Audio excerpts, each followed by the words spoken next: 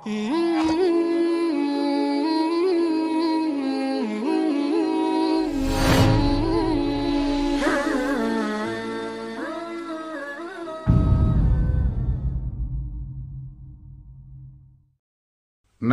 व नुसल्ली व नुसल्लिमु अला रसूलिहिल करीम अम्मा बाद फ़अऊज़ु बिल्लाहि मिनश शैतानिर रजीम बिस्मिल्लाहिर रहमानिर रहीम व इबादुर रहमानिल लज़ीना यमशूना अलल अर्दि हौनन व इज़ा ख़ातबहुमुल जाहिलूना क़ालू सलामा वल्लज़ीना यबीतूना लिरब्बिहिम सुज्जदन व क़ियामा सदक़ल्लाहु मौलानल अज़ीम इन्नल्लाह व मलाइकतहु युसल्लूना अलन नबी या अय्युहल्लज़ीना आमनू सल्लु अलैहि व सल्लिमू तस्लीमा अल्लाहुम्मा सल्लि अला सय्यिदिना व नबिय्यिना मौलाना मुहम्मदिन व अला आलि सय्यिदिना व नबिय्यिना मौलाना मुहम्मदिन व बारिक व सल्लिम सलातुन व सलामुन अलैका या रसूल अल्लाह सल्लल्लाहु अलैहि वसल्लम।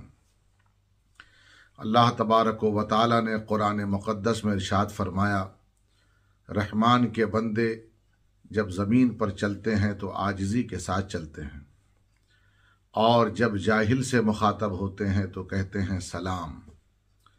और उनकी रात ऐसी होती है कि वो रात इबादत में गुजारते हैं, हालत सजदा में गुजारते हैं, यानी क़याम में गुजारते हैं, सजदे में गुजारते हैं, अल्लाह की रज़ा के लिए गुजारते हैं, अल्लाह को राज़ी करने में वो हमेशा कोशा रहते हैं। अल्लाह तबारक व तआला ने अपने उन बंदों की जो रहमान के बंदे हैं और जो रहमान की रज़ा के तलबगार हैं, उनके वस्फ़ को तफसील के साथ इस आये करीमा के आगे बयान फरमाया है। व इबादुर रहमानिल लज़ीना यमशूना अलल अर्दि हौना, और ख़ास बात यह होती है उनमें आजिज़ी होती है, इनकिसारी होती है, जहल से दूर होते हैं, जाहिलों से मुखातब होने में और मुखातब करने में जब उनसे मुखातब होते हैं तो एहतियात बरतते हैं, और इबादत करने वाले बंदे होते हैं।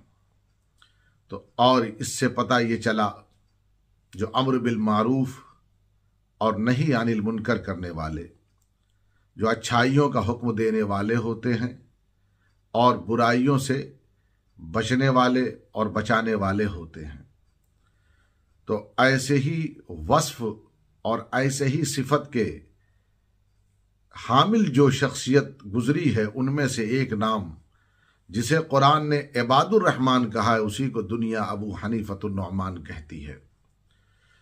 इमाम आज़म अबू हनीफा रज़ी अल्लाह तआला अन्हु एक जलीलुल क़द्र इमाम, फ़िक़्ह हनफी के इमाम, और आपने लोगों के दरमियान दीन पहुँचे, लोगों तक दीन पहुँचे, लोगों तक दीन सिर्फ पहुँचे ही नहीं, लोगों को दीन समझ में आए, उसके लिए आपने पूरी ज़िंदगी कोशिश की और पूरी ज़िंदगी इस पर मेहनत की, और यह सिलसिला बंद नहीं हुआ बल्कि आखिरी वक्त तक, जैसा कि आखिरी वक्त में आप कैद में थे, उस वक्त भी हज़रत सैयदना इमाम मोहम्मद रहमतुल्लाहि ताला अलैह को पढ़ाते थे। गोया वो सिलसिला आगे बढ़ता गया और लोगों को दीन समझ में आने लगा। तो ये काम, ये जिम्मेदारी बखूबी निभाने वाले हमारे इमाम आज़म अबू हनीफतुन नुअमान रज़ी अल्लाह ताला थे। इमाम आज़म अबू हनीफा जो इंतहाई सखी मिजाज के थे, आपकी सखावत और लोगों के साथ अच्छा सलूक, इल्म तो था ही, इल्म का मेयार क्या था कि बड़े बड़े अकाबिर उलमा आपके इल्म के सामने सर झुका देते थे, लेकिन आपकी सखावत जो आपका एक वस्फ था, आपकी एक सिफत थी, आपकी खासियत थी कि आपकी सखावत का आलम यह था कि हज़रत सैयदना शफीक़ बल्खी रज़ी अल्लाह ताला अन्हु फरमाते हैं कि मैं एक मर्तबा इमाम आज़म अबू हनीफा के साथ जा रहा था, तो मैंने देखा कि एक शख्स जो है इमाम साहब को देख करके छुप रहा है।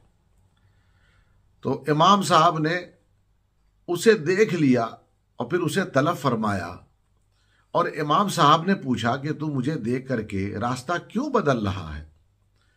उस शख्स ने कहा, ए इमाम, मैं आपका मकरूज हूं, मैंने आपसे कर्ज लिया है और वादे के मुताबिक अब तक मैं कर्ज अदा नहीं कर सका हूं।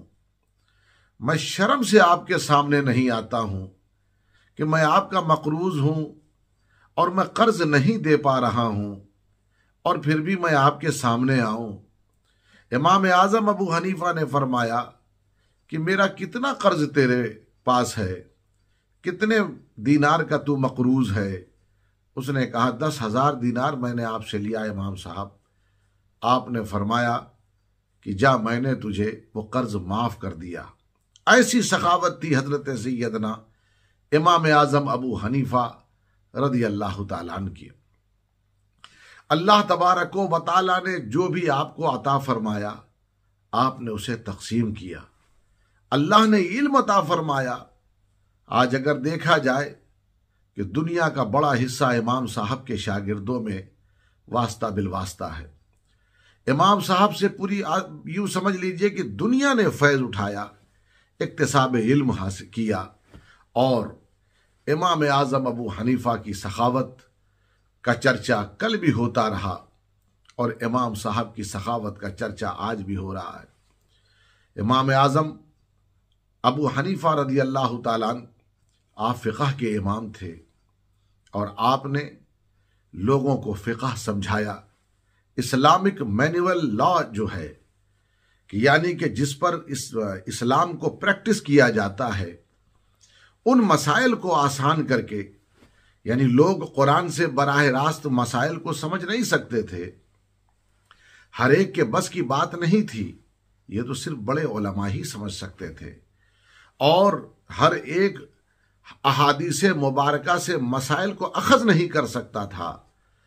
इमाम साहब ने आसानी ये कर दी कि आपने कुरान से मसाइल निकाले, आपने अहादीस करीमा से मसाइल निकाले कि जो हुजूर अकरम सल्लल्लाहु अलैहि वसल्लम जिन मसलों को आपने बयान फरमाया अहादीस मुबारका में या कुरान में जो मसाइल आए, उसको आपने खोल करके मजीद और वाज़ेह करके लोगों तक पहुंचा दिया।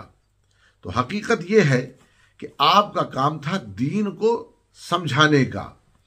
तो इमाम साहब इमाम आजम अबू हनीफा दीन को समझाने में कामयाब हुए। इमाम साहब की ये शान रही है। इमाम आजम अबू हनीफा दर्स व तदरीस का काम अंजाम देते रहे, इल्म बांटते रहे, इल्म की तकसीम करते रहे। इसीलिए जब आपका विसाल हुआ तो गुस्ल देने वाले लोग और बड़े बड़े अकाबिर उलमा की आंखें अश्कबार थीं और 150 हिजरी में वो रो रो कर यही कह रहे थे, ए इमाम, आप जैसा अब दूसरा कौन होगा? आप जैसा सखी, आप जैसा आबिदो जाहिद, आप जैसा परहेजगार हम कहां देखेंगे? जो आंखें ऐसे मुत्तकी, ऐसे बड़े आलिम को देख रही थी, ऐसे इमाम को देख रही थी, अब ऐसे आलिम का दीदार कहां करेगी? गोया हर एक बड़े बड़े, याद रखिएगा, इमाम आजम अबू हनीफा का वो दौर था जिस दौर में बड़े बड़े अकाबिर उलमा मौजूद थे, बड़े बड़े अकाबिर उलमा मौजूद थे। तो इससे आप अंदाजा लगाइए, हदीस दानी में आज भी आप मुस्नद इमाम आजम पढ़ लीजिए, 523 अहादीस मुबारका का ज़ख़ीरा। जब आप उस हदीस मुबारका का ये ज़ख़ीरा मुस्नद इमाम आजम अबू हनीफा जब आप पढ़ेंगे तो आपको ये अंदाज़ा होगा कि हदीस रसूल सल्लल्लाहु अलैहि वसल्लम पर इमाम आजम अबू हनीफा को कितनी महारत थी, अहादीस नबविया को कितना समझते थे। जाहिर सी बात है कि जब कुरान को समझा, हदीस मुबारका को समझा, तो आपने वही लोगों को समझाया और बताया कि इनसे क्या मसाइल बनते हैं और इनसे क्या मसाइल सामने आते हैं और किन मसाइल का हल होता है। तो ये इमाम आजम अबू हनीफा रदी अल्लाह ताला अन्हु की ज़िंदगी थी। आपने दीन की तबलीग की, दीन का काम किया और दुनिया पर आपके इल्म का जो एक रोब था वो कल भी था, आज भी है, ता सुबह क़यामत रहेगा। आपकी इबादत व ज़ियादत, आपकी इबादत व रियाजत, आपका मुजाहिदा, इसे कभी दुनिया भूल नहीं सकती। आपका वस्फ, आपकी सखावत, इसे भी दुनिया भूल नहीं सकती है। और याद रखिएगा, आज इसीलिए हमारे इमाम आज़म अबू हनीफ़ा रदी अल्लाह ताला अन्हु याद किए जाते हैं, इसलिए भी कि उन पर ख़ास फैज़ान हज़रत अली करमल्लाहु वजह का था, क्योंकि आपके वालिद हज़रत साबित के हक़ में हज़रत अली ने दुआ फरमाया था, और यह भी फरमाया था कि अल्लाह तबारक व तआला साबित की नस्ल में से इल्म को आम फरमाएगा। और उस दुआ का असर हुआ कि हज़रत साबित के बेटे हज़रत नौमान इब्ने साबित, तो हज़रत नौमान, ये देखिए जो इमाम आज़म हुए, तो ये इमाम आज़म हुए और इल्म का जो काम किया वो आज दुनिया के सामने है। ये हज़रत अली की दुआओं का असर है। और इल्म का आलम यह था कि इमाम शाफ़ई खुद फरमाते हैं, जब किसी मसाइल को हल करना होता है तो इमाम साहब की बारगाह में जाता हूँ, वो मसला हल हो जाता है। अल्लाह इमाम साहब के फैज़ान से हम सबको माला माल फरमाए। व आखिर दावाना अनिल हम्दुलिल्लाहि रब्बिल आलमीन।